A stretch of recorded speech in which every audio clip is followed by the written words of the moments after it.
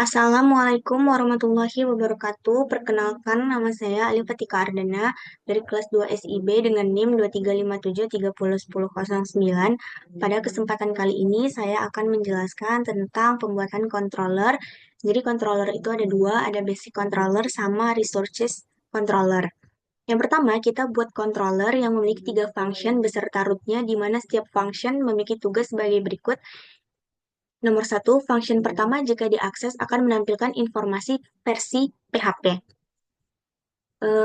Di sini kita membuat controllernya terlebih dahulu, di mana kita harus pergi ke terminal, lalu ke new terminal dan kita membuat controllernya di sana. Setelah itu, kita disuruh untuk menampilkan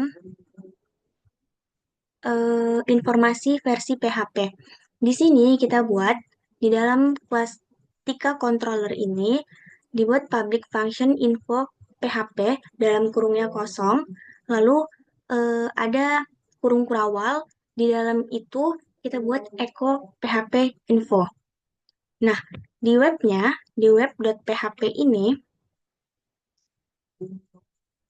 kita buat root get info Tika controller kelas info PHP karena kita mau menampilkan info PHP itu. Oh iya, jangan lupa untuk di controllernya ini kita klik kanan, lalu kita import kelasnya. The class is already imported. Lalu kita pergi untuk menampilkan info PHP ini. Kita pergi slash info aja. Berhasil. Ini adalah PHP version 8.2.3. Ada banyak sekali hal yang dapat kita lihat di sini. Ada configuration, ada calendar, ada CLI server, ada core-nya juga. Sangat banyak. Ini dia. Inilah dia PHP version 8.2.23. Lalu, selanjutnya kita diminta untuk membuat function kedua jika diakses akan melakukan enkripsi menggunakan hash pada parameter 1.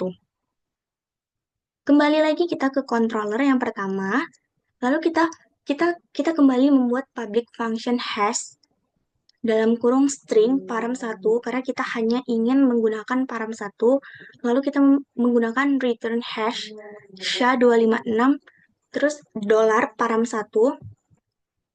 Kembali ke web. Di webnya, kita buat kembali root get hash param1 Tika controller. Controllernya udah benar, kita sesuaikan controller ini dengan di sini, dengan controller yang pertama. Lalu class dan hash. Kita coba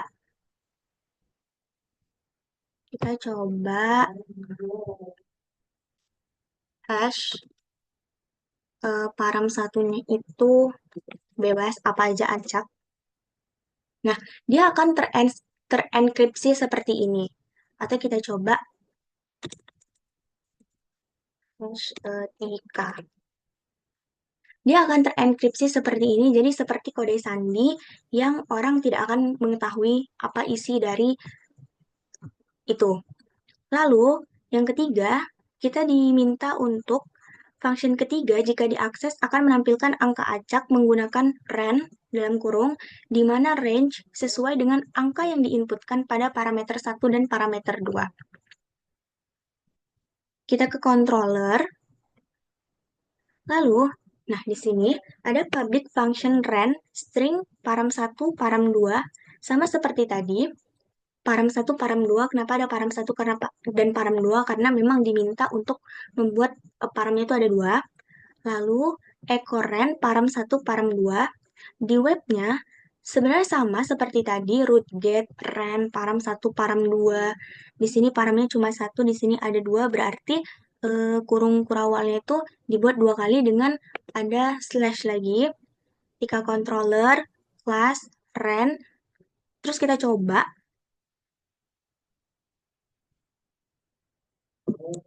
ren 78 110 hash 110. Dia akan menampilkan angka random dari range angka 78 sampai 110. Kalau kita refresh, dia akan acak, acak, acak. Pokoknya dari angka 78 sampai ke 110. Lalu yang berikutnya itu, kita ke research. Di sini, kita diminta untuk redirect ke halaman daftar pegawai. Nah, di sini kita membuat controller baru. Karena controller yang pertama sudah selesai, kita membuat controller baru. Di sini saya buatnya itu Tika controller 2. Yang diminta adalah redirect ke halaman daftar pegawai. Nah, jadi eh, ini itu kita bisa ambil dari sini.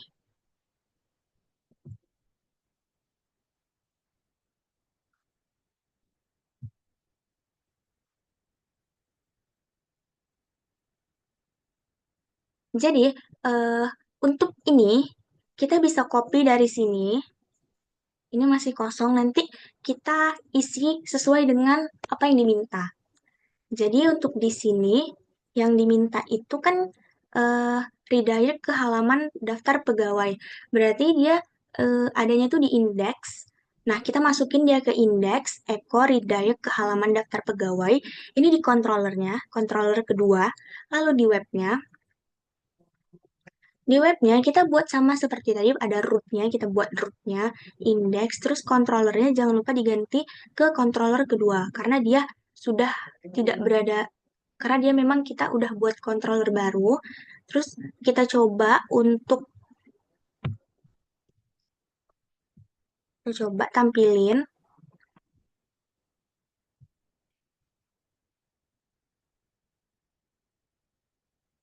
index. Nah, dia akan menampilkan redirect ke halaman daftar pegawai sesuai dengan eh, apa yang diminta apa yang dimintanya. Redirect ke halaman daftar pegawai. Yang kedua, simpan pegawai dengan data nama param 1, alamat param 2. Kita ke sini, kita ke controllernya. Nah, itu berada di function storage. Jadi kita masukin, sebenarnya kita copy aja sih dari sini. Ini kita copy semua, terus kita masukin ke sini. Nah, di sini itu sebenarnya bukan langsung string param 1, string param 2. Jadi di sini itu kan, nah, storage, store, storage, ada store. Nah, di sini tuh dia itu request $request. Nah, ini yang kita ganti jadi string param 1 dan string param 2. Kita ganti, lalu di webnya kita buat rootnya lagi, kita buat nama, kita buat yang store-nya, terus param 1, param 2, controllernya udah yang 2, terus kelas ini ada store, kita coba, tadi nama dan alamat ya, nama, alamat. Kita coba tampilin ke store Tika Impress.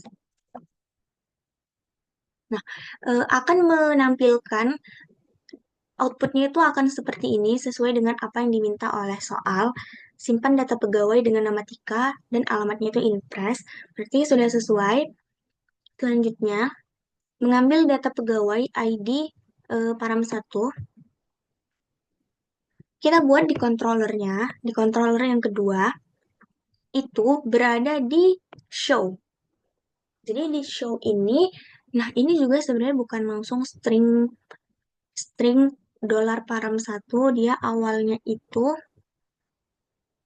yang show itu string $ID. Nah, yang $ID-nya ini yang kita ubah menjadi param 1.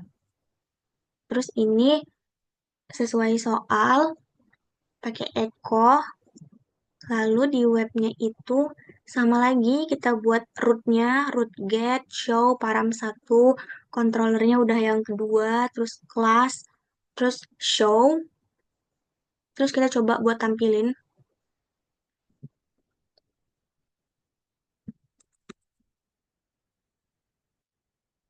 show, show apa ya tadi? Show param satu, dia minta buat ngambil data pegawai. Oh, 11. Nah, outputnya itu akan seperti ini. Dia akan mengambil data pegawai dengan ID 11.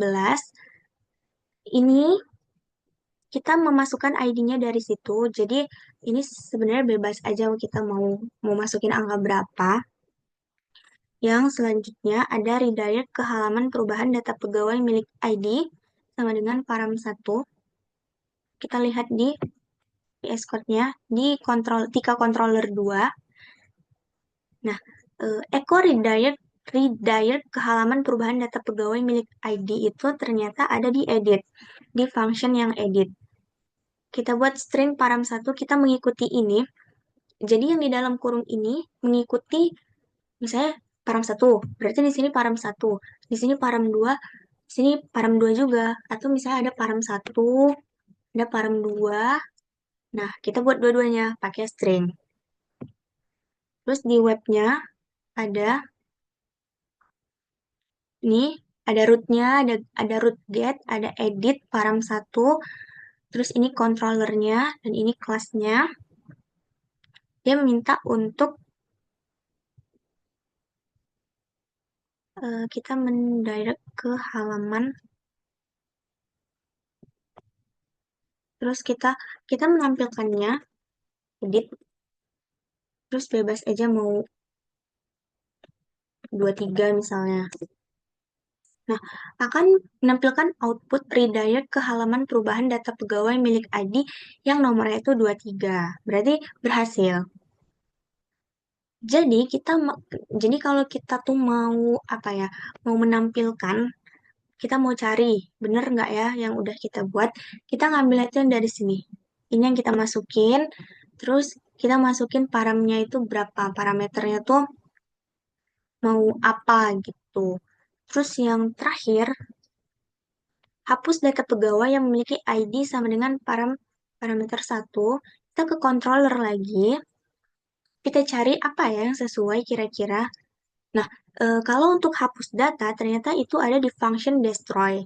Jadi, kita buat echo, terus kita buat hapus data yang dimiliki ID. Nah, ini di sini param satu. Nah, di sini juga harus param satu, karena dia harus mengikuti, harus sama. Di webnya, sama lagi, kita buat rootnya, buat root get, buat destroy-nya juga, terus kita buat parameternya. Terus kita mau coba buat tampilin berhasil atau tidaknya.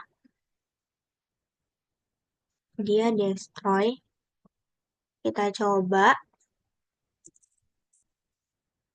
destroy 19. Nah, outputnya akan menampilkan hapus data yang dimiliki ID 19, ID ke 19. Yang selanjutnya itu ada eh, ada homeblad dan ada, kita tutup dulu ya. Ada welcome.blad php. Untuk yang homeblad,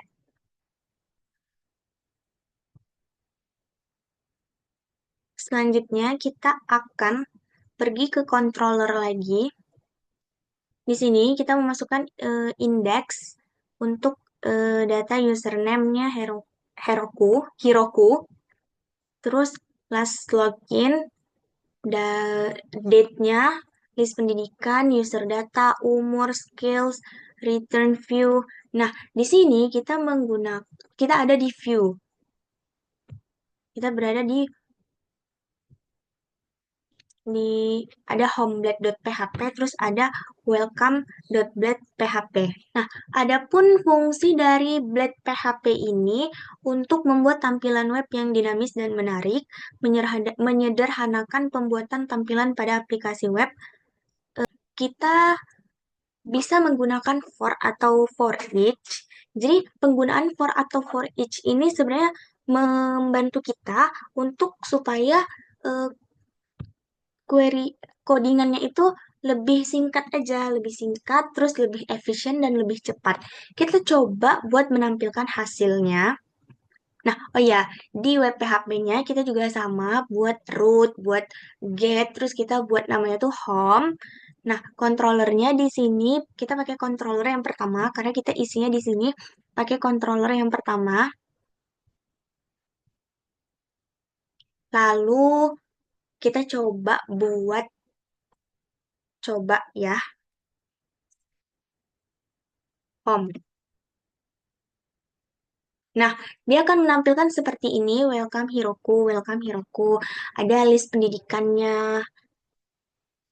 Jadi, tampilan web kita sudah jadi.